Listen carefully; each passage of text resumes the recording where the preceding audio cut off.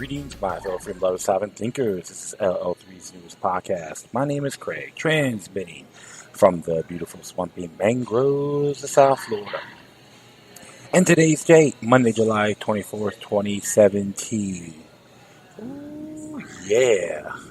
Man, this year is going real quick. Man, it's insane. Yes, and I am at CJ's Java Lounge, located at 400 Southwest 1st Avenue, along the New River of Fort Lauderdale, Florida. Suite 1 to be exact. In the nice, handsome building called the Yacht Club, or Club Squeeze used to be, southwest section of the Andrews Avenue Bridge. Yeah, so it's a mellowed Monday. Some folks are out and about. And, of course, you got individuals in the news talking about questioning Trump's son-in-law, Kirshner. Yeah, there's some controversies. Even the Trump supporters are not too keen with this fellow. But it's always that Russian fetish. They got this big heart up for the big Russian bear. I guess you know why, because Putin refused to bend over for the banksters. And he's talking to a man that's not really lovey-dovey with an individual like himself. Just an example. But when it's right, it's right. When it's wrong, it's wrong. If you piss off the bankers, they all say, he's the bad guy. He's evil. Something to think about, right? Yeah. So, I just decided to do some topics. And I say, why not? Yeah, it's interesting. I got this, I've been using this Opera browser. And I like it because I don't get all these ads. All this stuff blocked. All these ads blocked. I think it's very cool. And this one came out today, which is very obscene to the one world order. And so expect this country to be scapegoated. Lynch said this man's evil. Bolivia's Evo Morales declares total independence from World Bank and IMF. Since Bolivian leader Evo Morales came to power in 2006, the country's overall standard of living has risen. Increases in spending on health, education, lifting residents out of poverty programs has increased by more than 45%. Much of Bolivia's success has been credited to its decoupling from the global neoliberal predatory financial system. So all you folks out there that still want to bend over for the Federal Reserve, talking about how great it is, listen up. Following his recent speech at Microchips Summit in the city of Mendoza, Morales live tweeted. Before I proceed, this is from 21st Century Wire. Good site, check it out. Support them. Support all little guys out here. In the view of the global financial crisis of capitalism, we are in a moment of interrogation for the liberation of the people. I'll say in the statist perspective, not an open free market, which Adam Smith believes. During the regional forum with many other international leaders present, Morales also spoke of the first great homeland and warned that the Microchips cannot repeat the bitter history of the Organization of American States, OAS, for political ideological reasons, expel or exclude some nations. So he's critical, I can say this, bankster finances. Could we see Hamiltonianism? That would be the better word. I should send that to him. Blame Hamilton's curse. Do it in Spanish. All right. Morales is not shy about articulating the nature of the geopolitical threat, he added. Inventions in Libya, Iraq, and other countries are conducted to appropriate natural resources. Main purpose in Venezuela is oil. Currently, Venezuela is being targeted by the U.S. and its intelligence agencies for regime change. And there is actual law on that, too, which Barack Obama signed. And I like to talk about that in my other show. I want to look for that and put that in the footnotes just to give you intake once again. Will the U.S. also make a move against Bolivia, too? This is from Telesur. Since 2006, a year after Morales came to power, social spending on health, education, and poverty programs has increased by over 45%. Bolivia's President Evo Morales has been highlighting his government independence from international money-lending organizations after a judgmental impact the nation. A day like today in 1944 ended Bretton Woods Economic Conference, USA, in which the IMF and WB were established, Morales tweeted. These organizations dictated the economic fate of Bolivia and the world. Today we can say that we have total independence from them. And here it is, the tweet is in Spanish, and it's very similar. Morales has said Bolivia's past independence on agencies was so great that the International Monetary Fund had an office in government headquarters and even participated in their meetings. Bolivia is now in the process of becoming a member of the Southern Common Market. Mercosur and Morales attends the group's summit in Argentina last week. Bolivia's popular uprising, known as the Cochabamba Water War, again in 2000 against the United States-based Special Corporation over water privatization and associated World Bank policies, shed light some of the debt issues facing the region. The bank and the IMF have been requiring these countries in the global south to accept structural adjustment, which includes opening markets to foreign firms and privatizing state enterprises, including utilities, the New Yorker reported. At that time, the World Bank has stated, poor governments are often too plagued by local corruption and too ill-equipped, and no subsidies should be given to ameliorate the increase in water tariffs in Cochabamba. Okay, I hope I pronounced that right. New York reported the most poorest neighborhoods were not hooked up to the network, so state subsidies to the water utility went mainly to industries in middle-class neighborhoods. The poor pay far more for water of dubious purity from trucks and hand carts. In the World Bank's view, it was a city that was crying out for water privatization. Continue the story at Telesur. Let's see what they have to say in here. Well, this is very interesting. This came out a couple of days ago too, so this is really fantastic news. I got to admit that.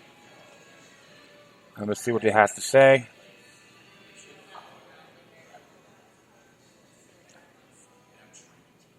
Whoa, hold on here.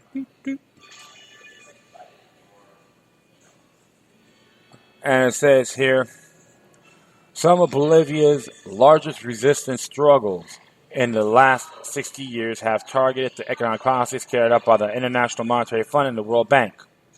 Most of the protests focus on opposing privatization policies and austerity measures, including cuts to public services, privatization decrees, wage reductions, as well as weakening of labor rights. Since 2006, a year after Morales came to power, social spending on health, education, and poverty program has increased by over 45%.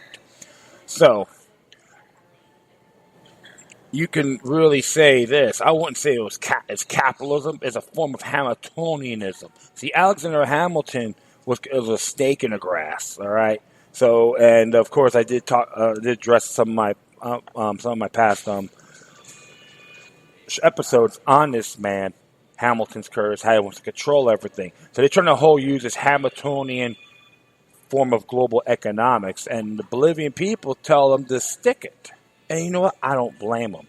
And the people in the United States and the rest of the world need to start looking at this as well. Because one thing I get really irritated, like a lot of states, including Florida, is illegal for you to collect rainwater. How is that a crime? Explain that to me, please. Explain me to those so-called lawyers who are experts on these so-called lawmakers, which are not more than walking antimatter as far as I'm concerned. Explain to me, how's that a crime? Where's the victim? Who's the victim? You guys?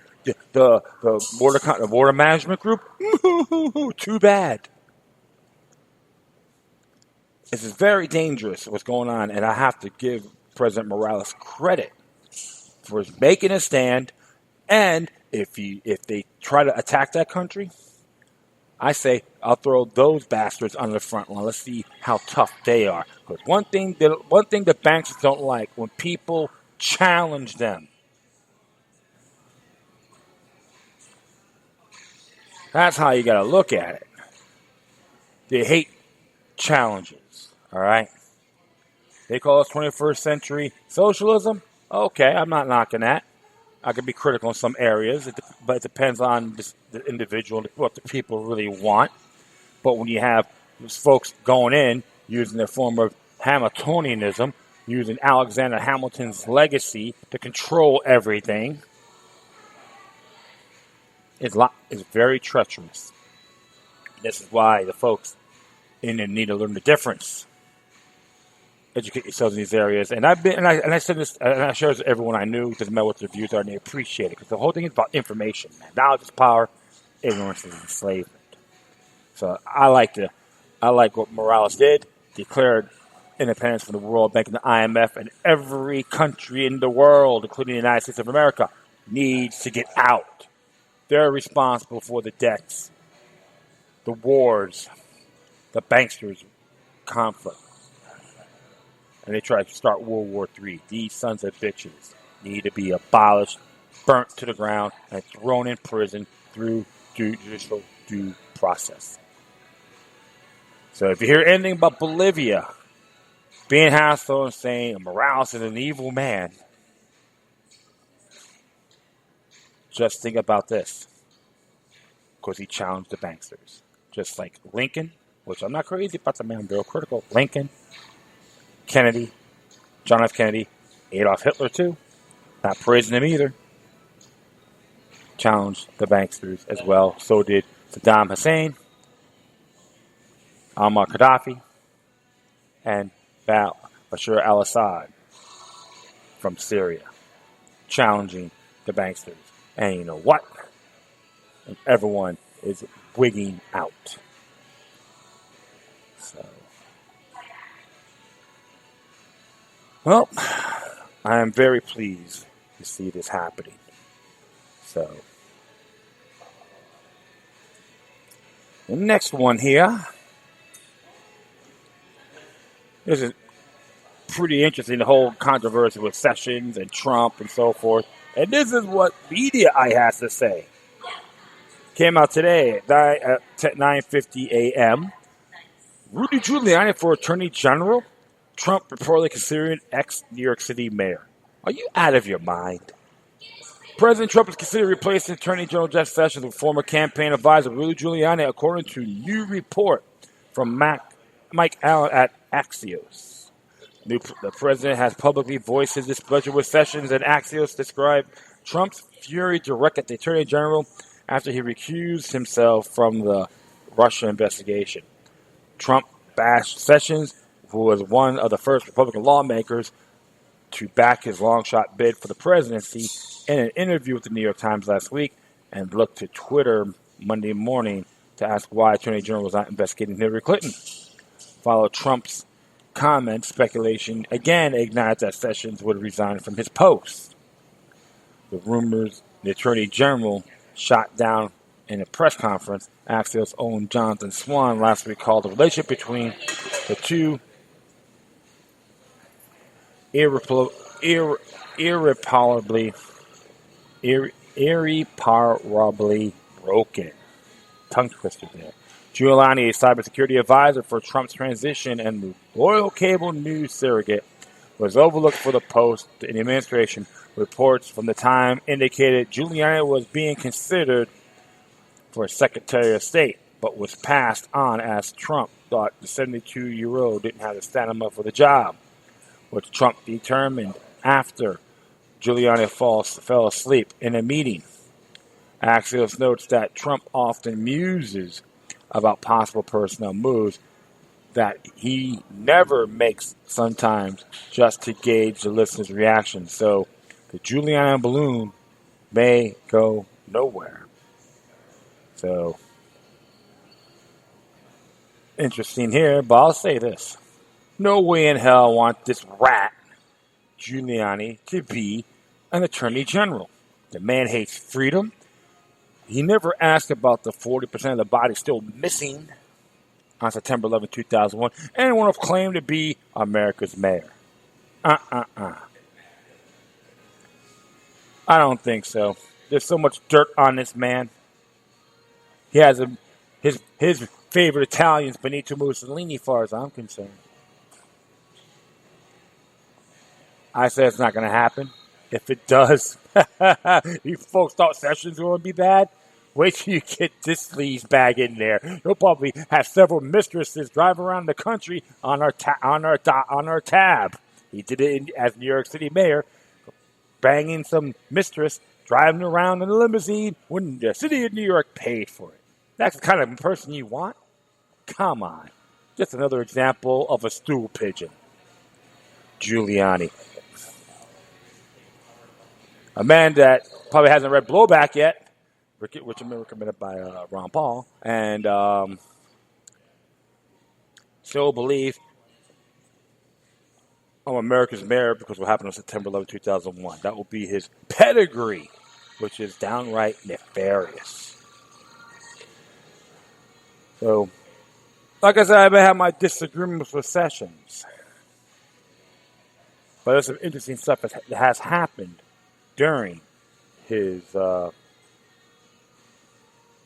position as Attorney General. So it has its pros and cons, but this man, forget about it.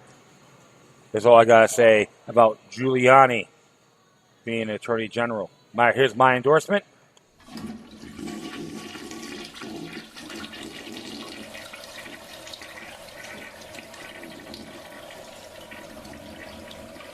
Down the drain.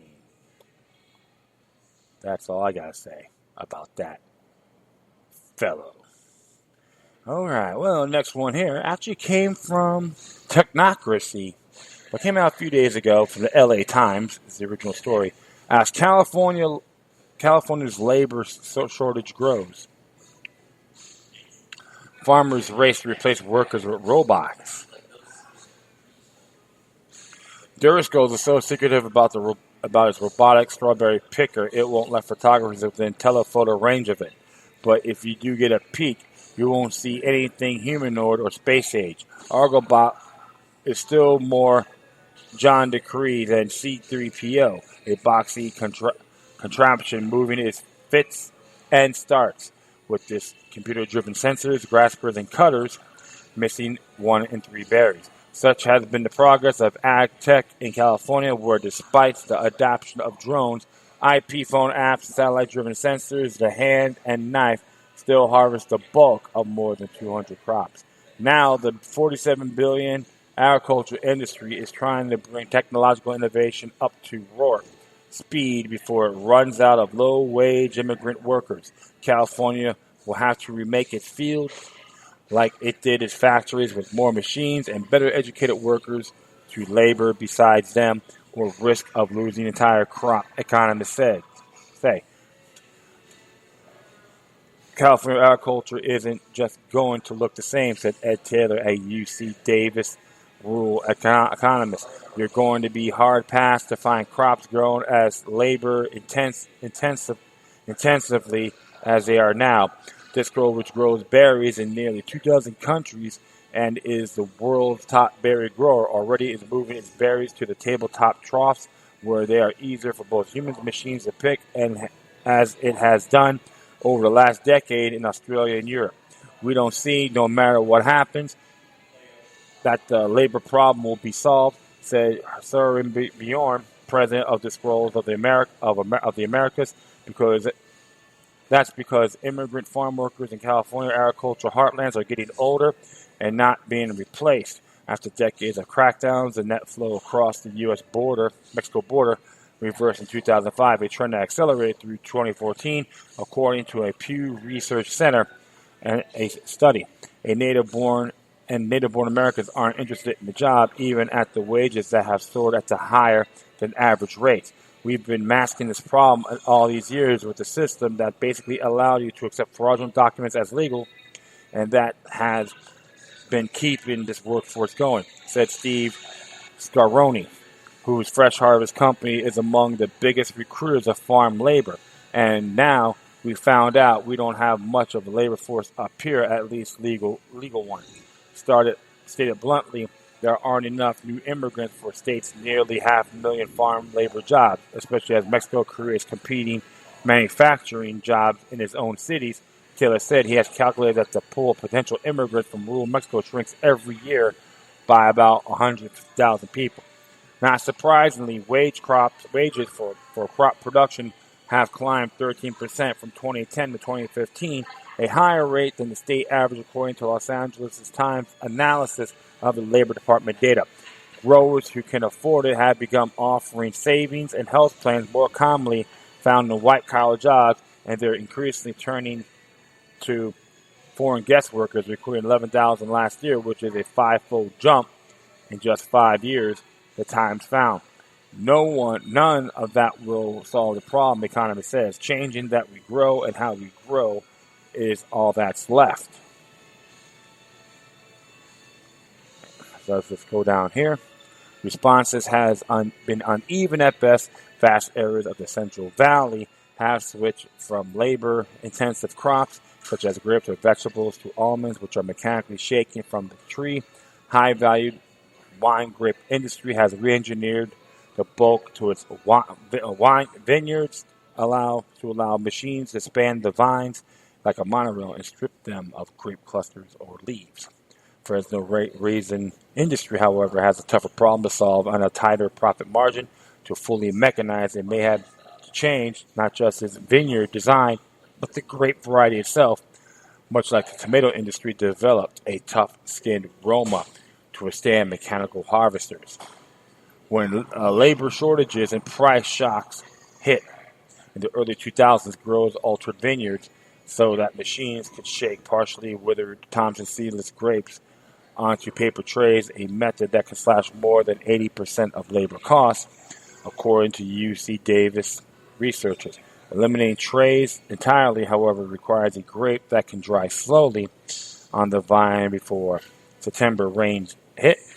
Thompson's mature too late. The Sunpreme, developed by a retired USDA plant scientist in the Central Valley, may soon be widely available, said Matthew Fidelibus, a UC cooperative extension advisor. It may be too late to mechanize asparagus. The crop, among the most labor-intensive in the state, has gradually shifted to Mexico since trade barriers made it cheaper to grow there, casting the nostalgic Paul over Stockton's Asparagus Festival. Last year, farmers in the Sacramento-San Joaquin River Delta area harvested only 8,000 acres of the signature spear, which is depicted on water tanks and town emblems throughout the region. In 2000, they harvested 37,000 acres, according to the U.S. Department of Agriculture. We're headed toward zero pretty soon, said Cherie Wate Angelo, executive director of the Asparagus Commission. Grow on perennial beds that a decade or so, asparagus must be selectively harvested every day during its 90-day season. Machines have ultimately failed to duplicate human judgment and dexterity. This season, a growers cooperative in the Stockton area tested a prototype harvester from Washington State that uses sensors to select only the mature stalks. I'll keep it simple. The machine didn't work, said Bob Ferguson, who hosted the machine on his 162 acres of asparagus bed. He took it back up to Washington. Even Distrol's Argobot, among the more advanced prototypes in California fields, was picking only a bit more than half the ripe berries in its trials this spring in Camarillo. We think we are very close, but every day we try to make the next step. We see new things we need to solve, said Juan Bravo, the Spanish inventor who is counting on Driscoll's continued backing for his 10-year endeavor. So far, the Watsonville, California company is into Argobot for the long haul, said Michael Christensen, Discro's research and development director, who watched Bravo tinker with the machine's 36 arms before setting into another crawl. The vertical rod slid left and right, grinding four-finger graspers to precise coordinates set by a camera and computer. Soon a stream of ripe berries emerged on a conveyor mixed occasionally with green tipped fruit. In some ways, you can look as it's every pound picked is part of the solution, Christensen said. The rest of the fruit industry has its eye on Argobot's trials, even as it looks to other startups such as Abundant Robotics, which hopes to duplicate the dexterity, judgment, and perception from the human apple pickers. Soft robotics based in Cambridge, Mass. Boasts that its graspers can pick up a cupcake without damaging the icing. Frank McConaughey is skeptical of solutions imported from tech centers.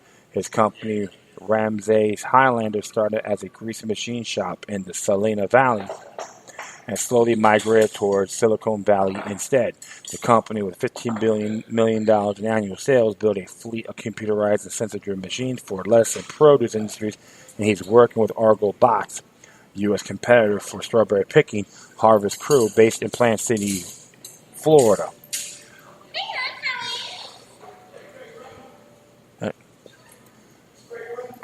An early generation of robotic machines uses a bandsaw to mow whole rows of baby lettuce and other greens. But when produced, giant Taylor Farms tried to romaine heads.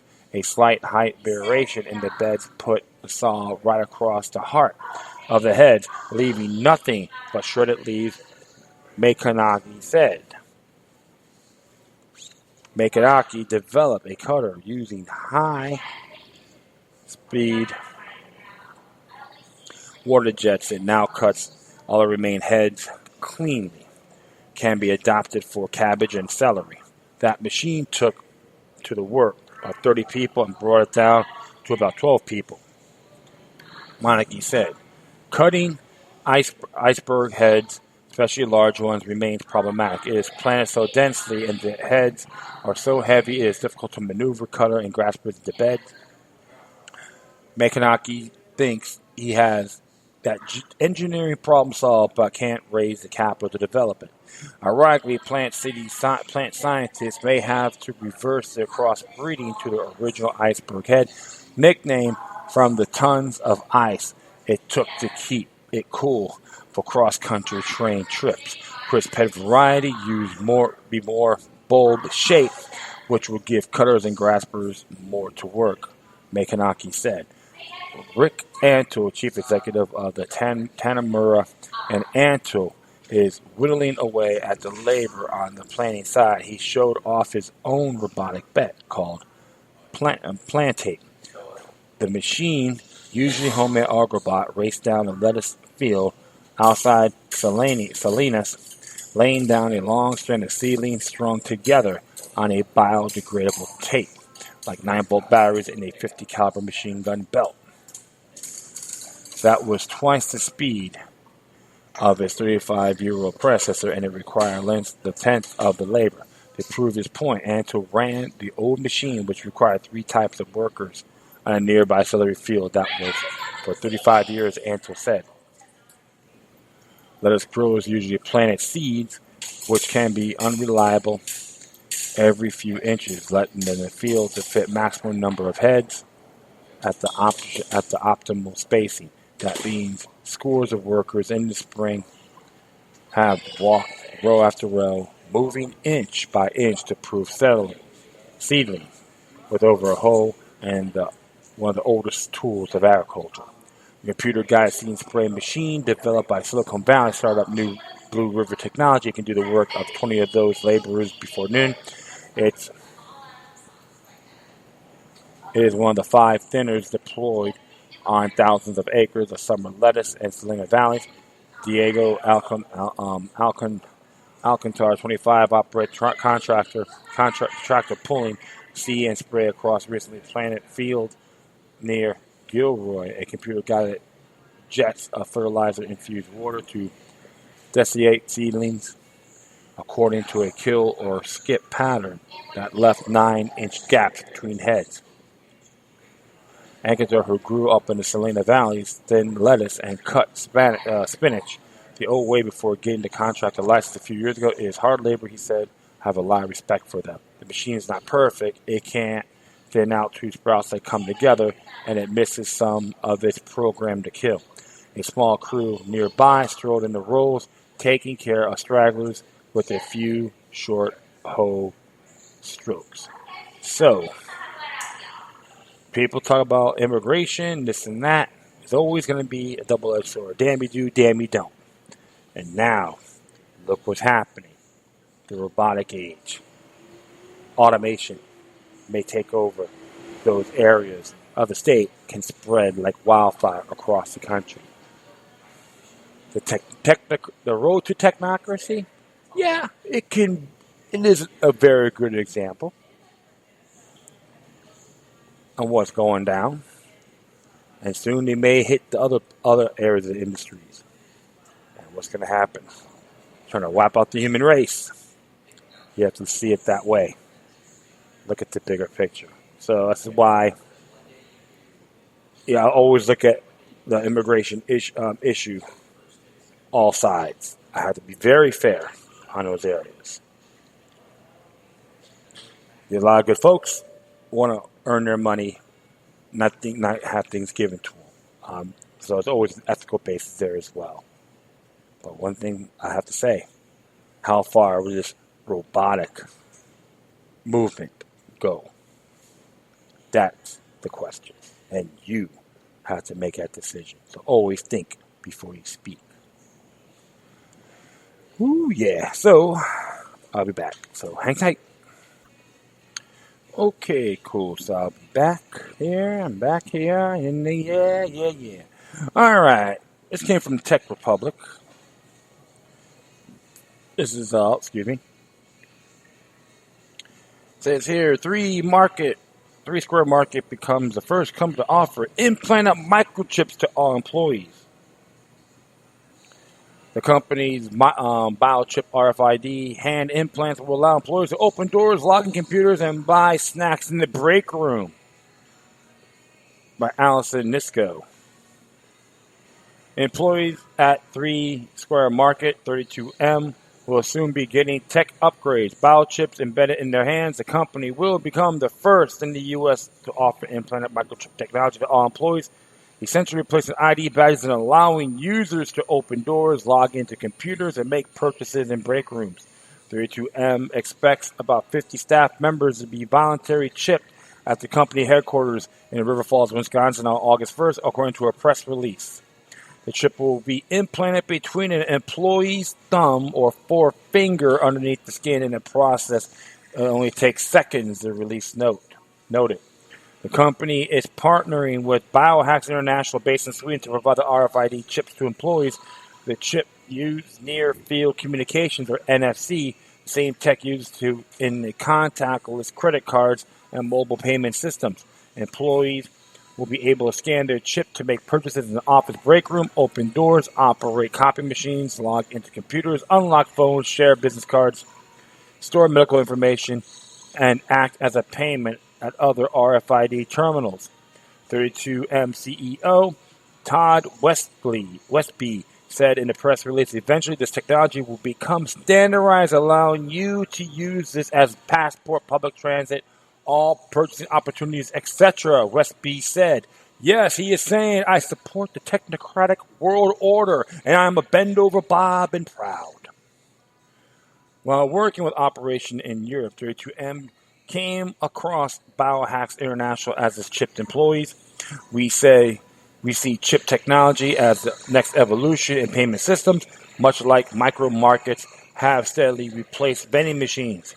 Westby said in a release, as leaders in the micro market technology, it is important that 32M countries continues leading the way with advancements such as chip implants.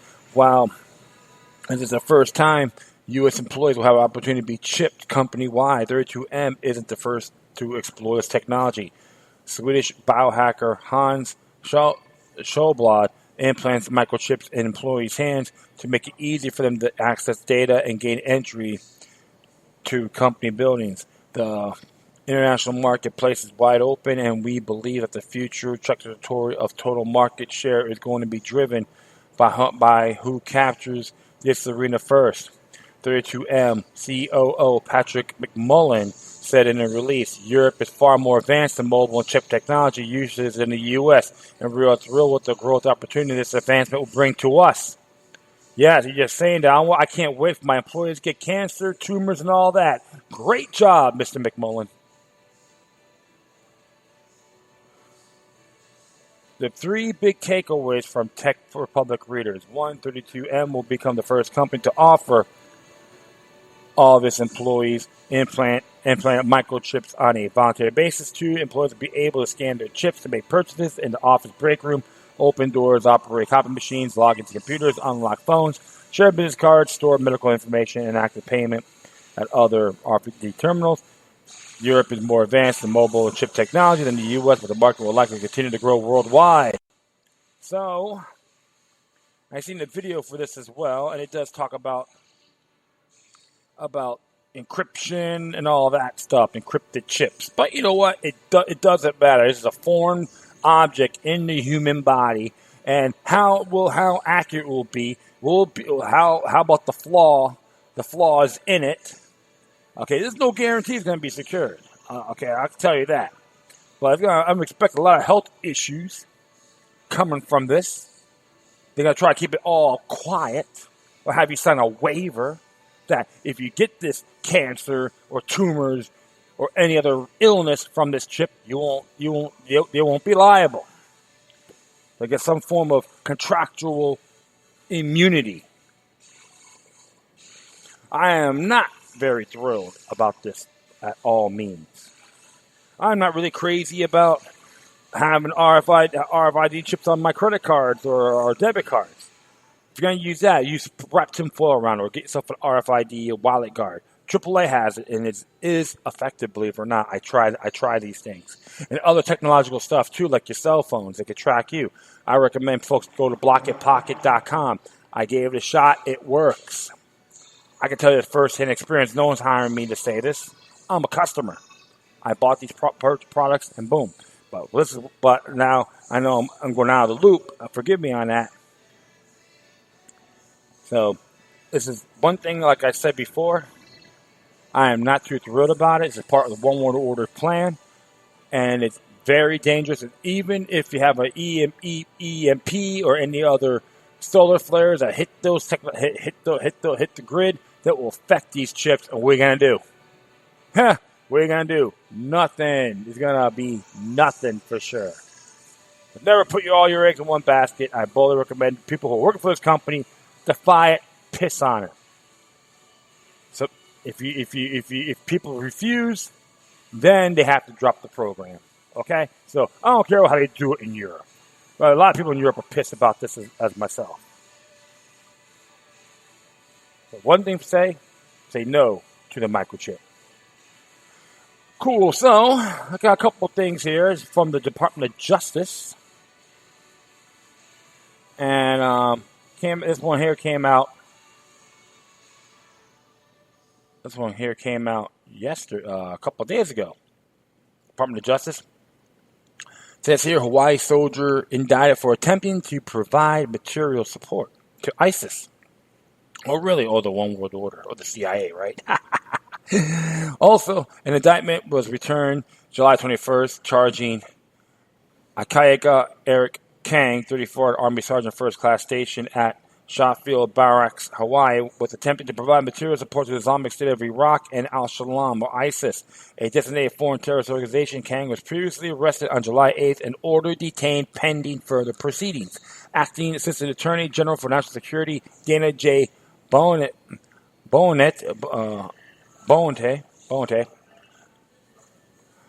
Acting U.S. Attorney Elliot Inoki for the District of Hawaii, and Special Agent in Charge Paul Delacourt of Hawaii, FBI's Honolulu Field Office, made the announcement.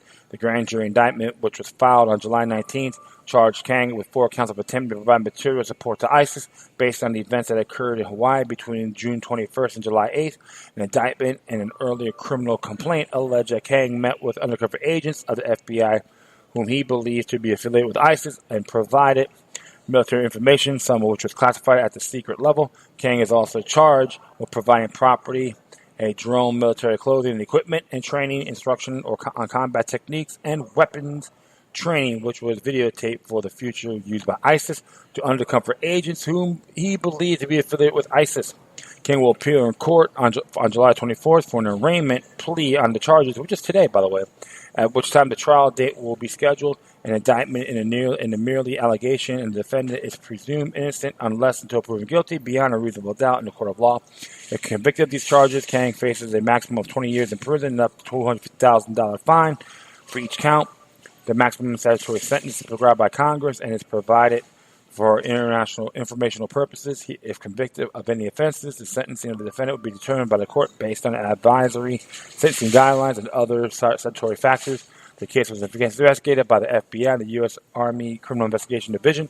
This case is being prosecuted by trial attorney Turin Meeks of the National Security Division's Counterterrorism Section and the Assistant U.S.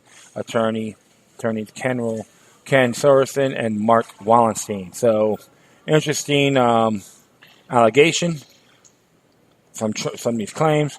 I'm just wondering if this guy was a Manchurian candidate or he was entrapped. Because a lot of us knew that ISIS is a one-world order affiliate. The CIA was involved. Israel, doesn't matter, still part of the one-world government. And that's how I look at it in good faith. And I got one more thing here, so stay tuned. Nature's calling. Okay, cool. So do one more here. This is a speech that Attorney Sessions made. And came out 21st, came out Friday. It says, Attorney General Sessions delivered remarks to federal, state, and local law enforcement partners about sanctuary cities' efforts to combat violent crime. It says here, is in Philadelphia, by the way. Good morning. It's an honor to be here with you all, with the selfless and courageous men and women of law enforcement. Thank you for all you do to keep us safe. I want to thank Louis for the hospitality today, and for his 20 years of the service of the department. You've got a great job. It is a tough job, and right now it's getting tougher.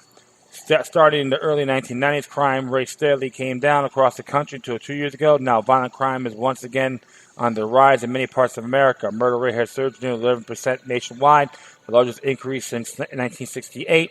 In Philadelphia, from 2014 to 2015, murders went up 13%, and shooting victims increased by more than 18%.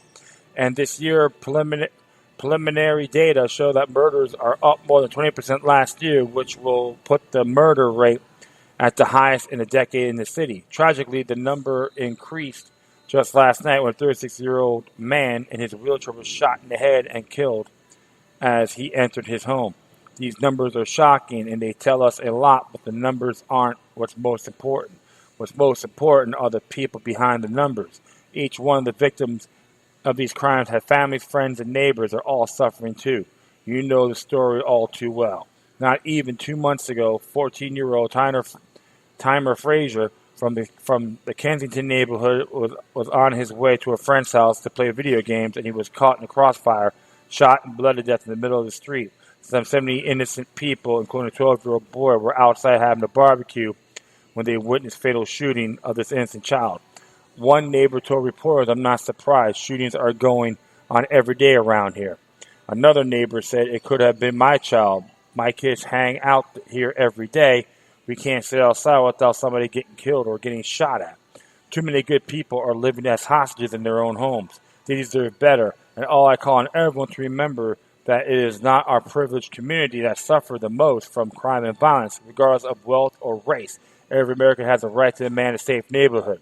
First and most important of this government and any government is to protect safety and the rights of its citizens.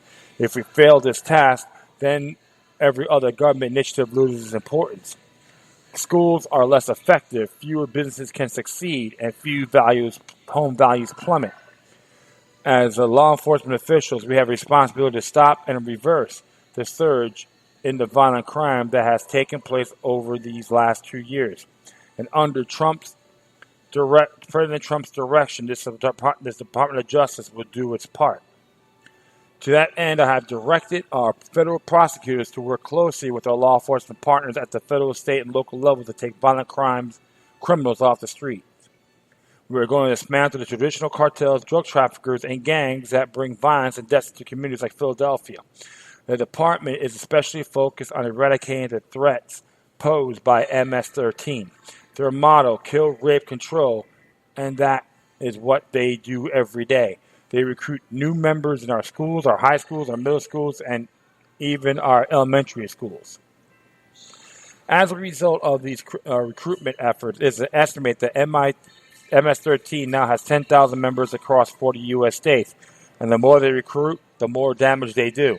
The gang is a threat right here in Pennsylvania. In recent months, 4 MS-13 gang members have been arrested in Pennsylvania in connection with brutal murders of 21-year-old Christian Rivas and 15-year-old Damaris Rivas.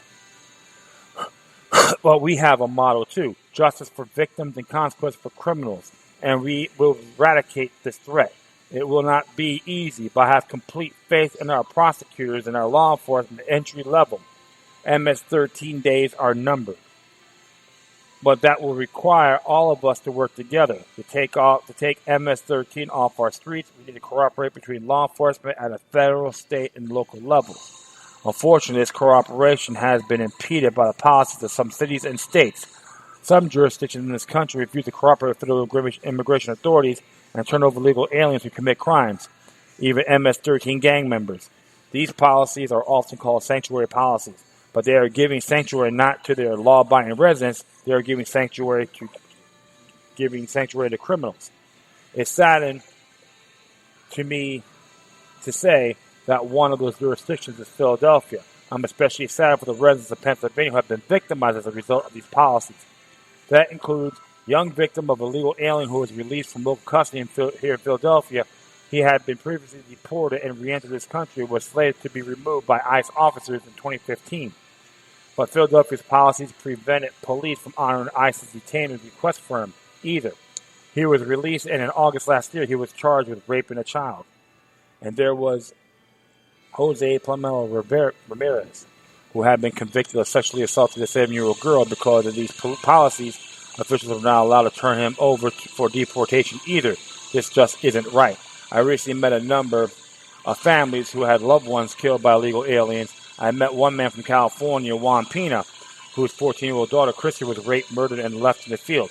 Christy Sue was not the first American girl. This man is alleged to have been raped and murdered. Neither was she the second. This man was arrested, released, went back and forth from Mexico twice before Christy Sue was killed. She should still be alive today. Now, I want to be clear about this. Local police is not the problem. I know that you want to help. The problem is the policies that tie your hands. That makes all of us, especially police officers, less safe. Now, most cities and states do not have these sanctuary policies because the vast majority of American people are opposed to these policies. According to one poll, 8% of the public believes that cities should turn over criminal illegal aliens to immigration officials.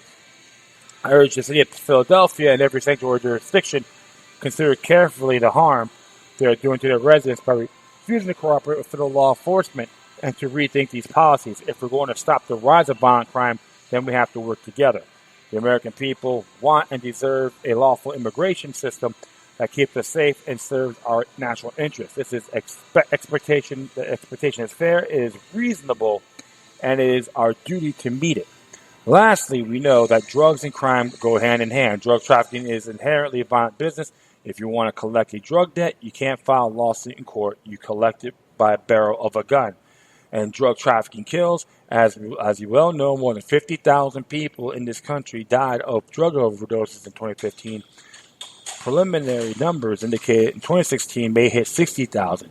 We see numbers in this like this, and all of us must redouble our efforts to combat this plague. Last week, we announced the indictments of over 400 defendants as part of an annual healthcare fraud takedown. 120 of those involved opioid-related drug fraud, and nearly 50 were doctors. Some of these frauds involved massive amounts of drugs, and yesterday we announced the seizure and takedown of Alphabet, the largest darknet marketplace takedown in history.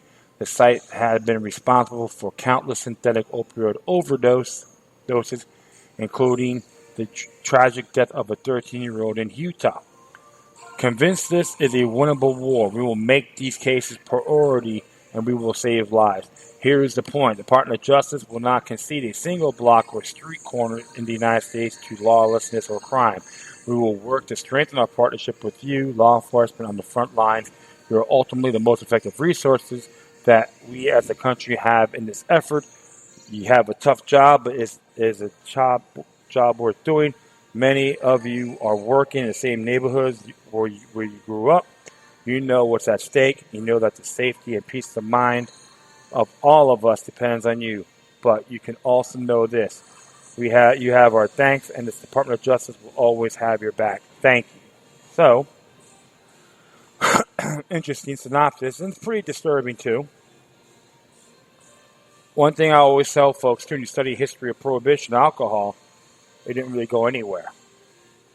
It brought violent crime.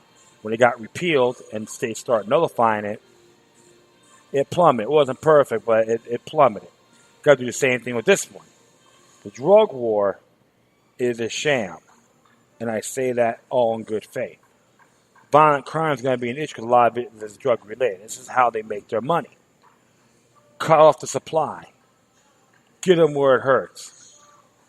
Nullify these drug laws, and you know what? You get it. It will be their stock market, their depression. They will go ape. They will quit. And folks all have the right to defend themselves and their families, with all due respect, because the police aren't really obligated to protect you as an individual according to your state's sovereign immunity and tort liability. You can please look that up. I know I posted this so many times. Take the initiative on checking it out yourselves. And in addition, with the sanctuary cities, I know a lot of it's 10th Amendment related, and criminals, a lot of the criminals are being catered under these sanctuary policies. The criminal elements, okay, I'm not going after illegal immigration as a whole, but the criminal elements mainly is the focus, and people who are for pro-immigration will respect that dearly, and it doesn't matter what ethnic group you're in. It doesn't matter. This is why the states, okay, should start creating sanctuary cities being prohibited in their own state, which it is legit under the 10th Amendment of the U.S. Constitution, and Texas has passed it. Can it be implemented poorly? It's going to have its falters. I'm not going to argue with that. It's human. It's a human element. However, everything's got to be a start, because there's some folks, it doesn't matter where you're from, they want to live in a safe community. They want to raise their children, prosperous, and have spiritual values. When you got riffraff running around, put people in fear. Put them in fear, and you know what? We don't want more bloodshed in the streets. So everyone has to take the initiative. This is why one of the areas, overall, individuals, are the first line of defense too. So this is one of those areas that can be resolved. It won't be perfect, but those are starts. And the drug war, have states not endorse sanctuary cities, and defending your neighborhoods from this riffraff, pieces of filth that are considered criminal elements in these particular groups. And that is it. I thank everyone for listening. Plus, feel free to download and share throughout your social media network. If you have any questions, comments, or send me something that's interesting you may want to check out, whatever you do, please address your correspondences with decorum. You can hit me on Facebook, Twitter, Google+, Spreaker, iHeartRadio, Tumblr, YouTube, Freedoms Network, Scene.life, Minds.com, FutureNet.club, and I'm on Patreon, patreon.com/LokiLuck3 with 3 eyes. Loki Luck the 3 with 3 eyes all together. Or you can email me at LokiLuck3@gmail.com, which is number 3, of course. The encrypted ones, Looky Luck numbers 03 at protonmail.com. All right, my friends, that is all for now. Once again, thank you for your time. Plus, always remember that the demoniac resistance is healthy for the soul and can liberate humanity. Until next time, take care of yourselves. Keep on spreading love. May your guardian spirits be with you.